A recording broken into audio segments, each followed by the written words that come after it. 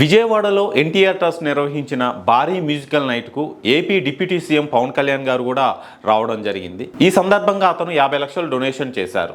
ఈ సభను ఉద్దేశించి తను మాట్లాడుతూ ముందుగా ఇక్కడికి రావాలంటే టికెట్ కొనాలని తన సిబ్బందికి తెలియజేశానని, అయితే ఈ విషయం తెలుసుకున్న నారా భువనేశ్వరి మీరు కొనాల్సిన అవసరం లేదని చెప్పి అన్నారని, కానీ నాకు టికెట్ లేకుండా రావడం చాలా గిల్టీగా అనిపించింది, అందుకే తలసేమియా బాధితుల కోసం ఎన్టీఆర్ ట్రస్ట్కి 50 లక్షలు డొనేట్ చేస్తున్నానని చెప్పి ఆ సందర్భంగా తెలియజేయడం జరిగింది.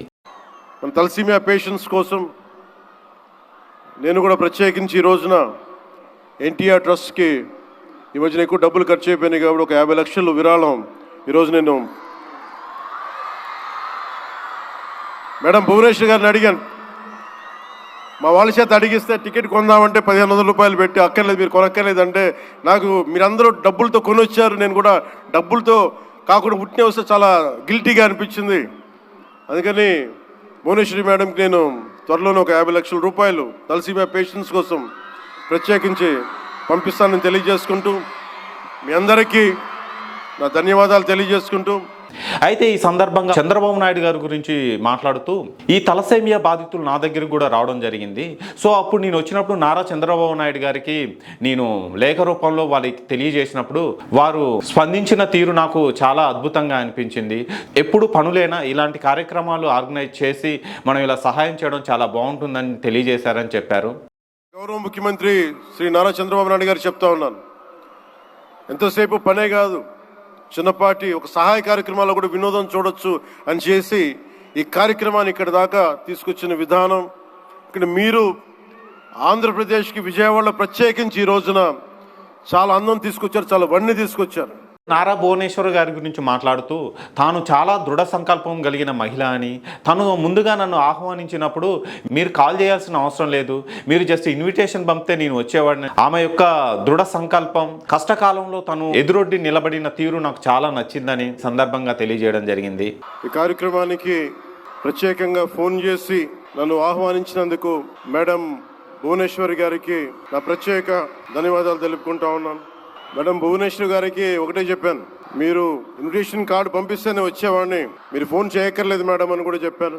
ఆవిడ మీద నాకు అంత అపారమైన గౌరవం, కష్టాల్లో ఒడిదుడుకుల్లో చెక్కు చెదరకుండా చాలా బలమైన సంకల్పంతో ఆవిడని ప్రత్యేకించి చాలా దగ్గరగా చూశాను. అలాంటి వ్యక్తి ఆధ్వర్యంలో ఈ ఎన్టీ రామారావు గారి మెమోరియల్ ట్రస్ట్ ఈ ప్రోగ్రాం జరగటం, తలసేమియా పేషెంట్స్ కోసం జరగటం చాలా ఆనందంగా అనిపించింది. అలాగే బాలకృష్ణ గురించి మాట్లాడుతూ బాలయ్య బాబుని నేను సార్ అని పిలుస్తానని, కానీ అతనికి అలా పిలవడం ఇష్టం ఉండదు, నన్ను బాలయ్య అని పిలవమని చెప్పి అంటారని. బాలయ్య బాబు గారు ఎవరిని లెక్క చేయని మనస్తత్వం కాదు, అతను ఏదైనా నమ్మితే బలంగా నిలబడతాడని, అందుకే అతని సేవా కార్యక్రమాలు ఇవన్నీ చూసి కేంద్ర ప్రభుత్వం కూడా పద్మభూషణ్ అవార్డును ప్రకటించడం జరిగిందని ఈ సందర్భంగా తెలియజేశారు. ఆయనను ప్రేమగా బాలయ్య అని పిలువంటారు, కానీ నాకు ఆయన ఎప్పుడు సార్ అనే పిలవాలనిపిస్తుంది. నాకు ఆయన మీద నాకు అపారమైన గౌరవం, ఎవరిని లెక్క చేయని వ్యక్తిత్వం, తను అనుకున్నది బలంగా ముందుకు తీసుకెళ్లే వ్యక్తి. ఒక తరం కాదు, 2 తరాలు కాదు, ఎన్ని తరాలు వచ్చినా సరే ఎప్పుడు ప్రేక్షకుల్ని ఆకర్షించే ఆయన నటన చాలా ఆనందకరం. మా సోదరులు బాలకృష్ణ గారికి నా హృదయపూర్వక నమస్కారాలు. సినిమాల్లోనే కాదు, చారిటీస్లో కూడా ముందుంటాను. ఆ చారిటీస్ని గుర్తించే నరేంద్ర మోదీ గారి నాయకత్వంలోని కేంద్ర ప్రభుత్వం వారికి పద్మభూషణ్ అవార్డు ఇచ్చి, ఆయన మామూలు బాలకృష్ణ గారు కాదు, పద్మభూషణ్ బాలకృష్ణ గారుగా ఆయన గుర్తించడం చాలా ఆనందదాయకం.